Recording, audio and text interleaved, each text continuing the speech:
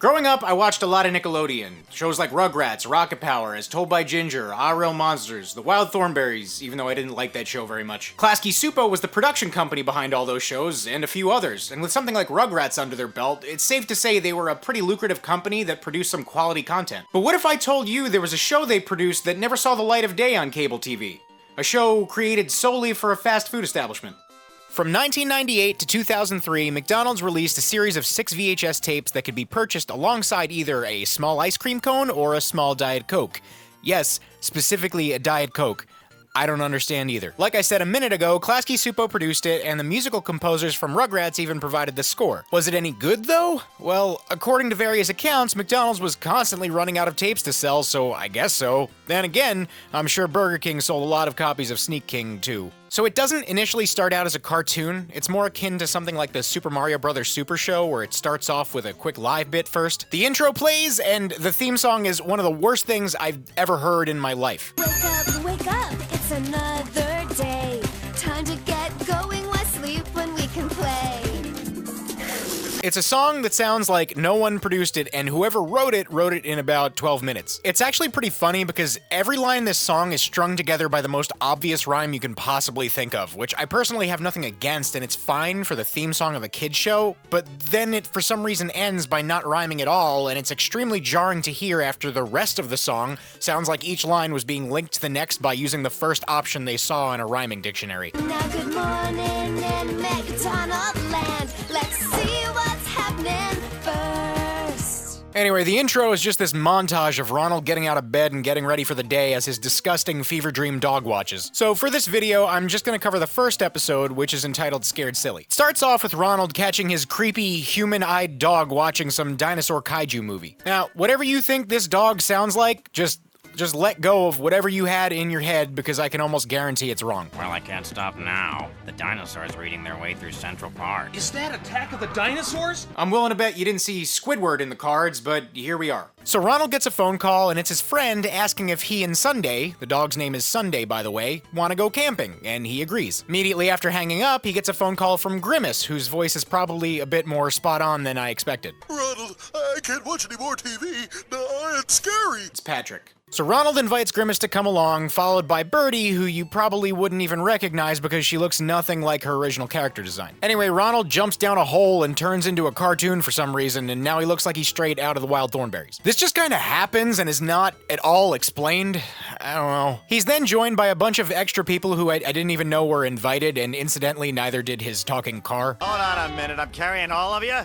You're the car? So they take off and head out of the city while this girl tells a ghost story about the forest and causes everyone in the car to collectively panic. Grimace suggests turning around, but Ronald's like, LOL no, and they press on. Now begins the first of many musical numbers. I'm not sure why they decided to include musical bits, but if you ever wanted to hear Ronald McDonald sing about camping, well, then lucky you, I guess. And lots of books. They make it to the forest and all go off in groups. And by groups, I mean Ronald and Sunday, and then everybody else. That girl that was trying to scare everybody in the car drops what she claims to be a walkie-talkie out of her pocket, but miraculously, she's missing the other one. Yeah, that's not like fishy or anything. It cuts back to Ronald and Sunday sees a squirrel and, being a dog, feels the need to chase it, but then is immediately taken aback when this horrifying giant humanoid squirrel pops out of the bushes and gives him a nice "don't talk to me or my son ever again." After hiking for a while, Ronald tells everybody to rest as they have another 3 hours of hiking before they can make camp. Hamburglar tries to get Ronald to use his magic to get there sooner, but he's like, no, your fat ass needs the exercise, and he refuses. Well, Hamburglar doesn't like that, and then uses a whistle to call a bear for some reason, and then they get chased by a big-ass bear until Ronald uses that magic he said he didn't want to use to banish the bear into what I can only assume is some kind of purgatorial abyss. I guess they must have been running pretty fast, because immediately after, they're at the campsite pitching tents. Our second musical number. Time to set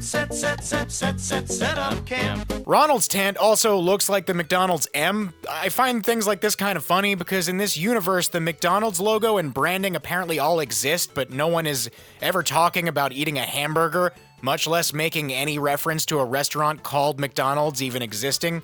But I digress. So later on, they're all around a campfire roasting marshmallows, but they're about to tell scary stories, so Ronald insists Sunday take a walk with him to avoid getting scared and then having nightmares. Despite that, though, Ronald finds a creepy old dark mansion with lightning pulsing from it, so I'd say his plan may have backfired just a bit. Well, Hamburglar tells his ghost story to everyone and scares the piss out of Grimace, and he faints. Birdie tries to assure him that Hamburglar's just trying to scare him, but then before Grimace can even catch his breath, a spooky ghost, which is very clearly on a rope, starts chasing them around. Ronald hears them scream, and so he rushes back. He quickly realizes who's behind the obvious prank and asks Grimace to help him. They both snatch the ghost out of the air, revealing our culprit, the dumbass Hamburglar. Well, it starts to rain, so Ronald thinks it's a smart idea to seek shelter in that old house he just saw. Like, even if the house wasn't creepy looking, I feel like maybe a little rain isn't grounds for breaking and entering. Earlier on in the episode, there was a random camera in the forest, and after making it inside the house, there's another hidden one in there as well, so clearly something is going on here,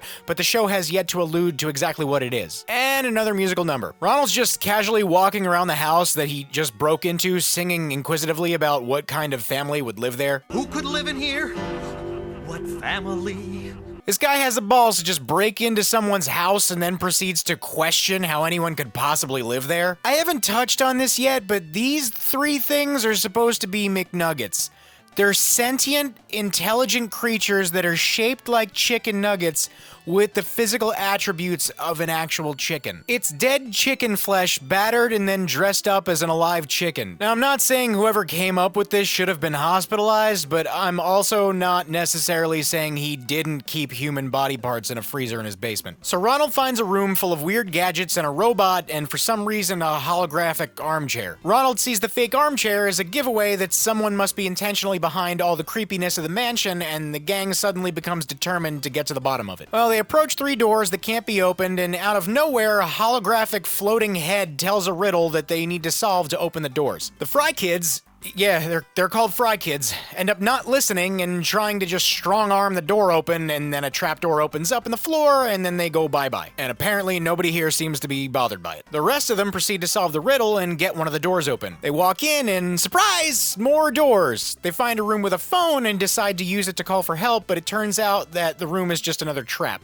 This time, basically a trash compactor, and the gang gets every bone in their body mashed together into one big polygonal amalgamate. What a wacky gag! Good thing they're just cartoons and are immune to organ failure. So Hamburglar finds a library and they go in. He finds a secret lever and pulls it.